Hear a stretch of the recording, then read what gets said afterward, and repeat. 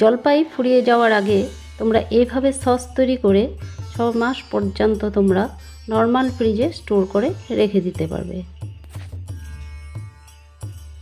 নমস্কার, Sabita MS lifestyle পরিবার থেকে সবাইকে স্বাগত। স্কিপ না করে পুরো ভিডিওটি দেখার অনুরোধ রইল। প্রথমে আমি জলপাইগুলোকে খুব ভালো করে সিদ্ধ করে নিয়েছি। এখন আমি যে জলপাইয়ের মধ্যে যে বীজটা আছে, বীজটা কিন্তু আমি বের করে নেব। তো বের করে নিয়েছি। এখন আমি একটা মিক্সিং জারে দিয়ে দিচ্ছি, আর দিয়ে দিচ্ছি কটা কাঁচা লঙ্কা।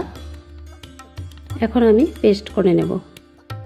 পেস্ট করা হয়ে গেছে, দেখো একদম মিহি করে পেস্ট করেছি। এখন আমি ছেঁকে নেব।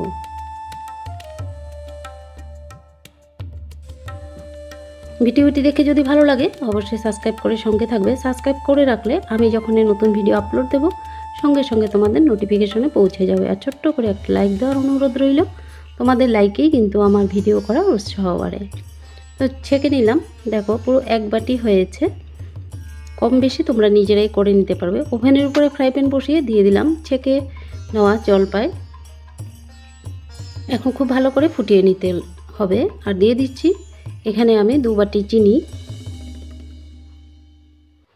দিয়ে খুব ভালো করে নাড়াচাড়া করে নিতে হবে যে পর্যন্ত জলটা শুকিয়ে না যায়। দিয়ে দিচ্ছি স্বাদ মতো লবণ, আর দিয়ে দিচ্ছি এখানে 2 টেবিল চামচ পরিমাণ সাদা ভিনিগার। ভিনিগার দিলে 6 মাস পর্যন্ত তোমরা স্টোর করে রাখতে পারবে। আর দিয়ে দিচ্ছি ফুড কালার, তোমাদের ভালো লাগলে দিবে, না হলে কিন্তু এটা স্কিপও করতে পারো।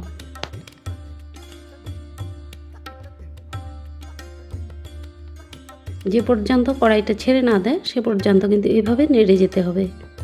তো হয়ে গেছে, এখন আমি নামিয়ে নেব। জলপাইয়ের সস একদম রেডি হয়ে গেছে। তোমরা অবশ্য বাড়িতে এভাবে তৈরি করে রুটি পরোটার সঙ্গে কিন্তু পরিবেশন করতে পারবে। পুরো ভিডিও জুড়ে সঙ্গে থাকার জন্য অসংখ্য ধন্যবাদ। আজকের মতো রাখছি, আবার আসবো নতুন একটি ভিডিওর সঙ্গে। সবাই খুব ভালো থেকো, সুস্থ থেকো। নমস্কার।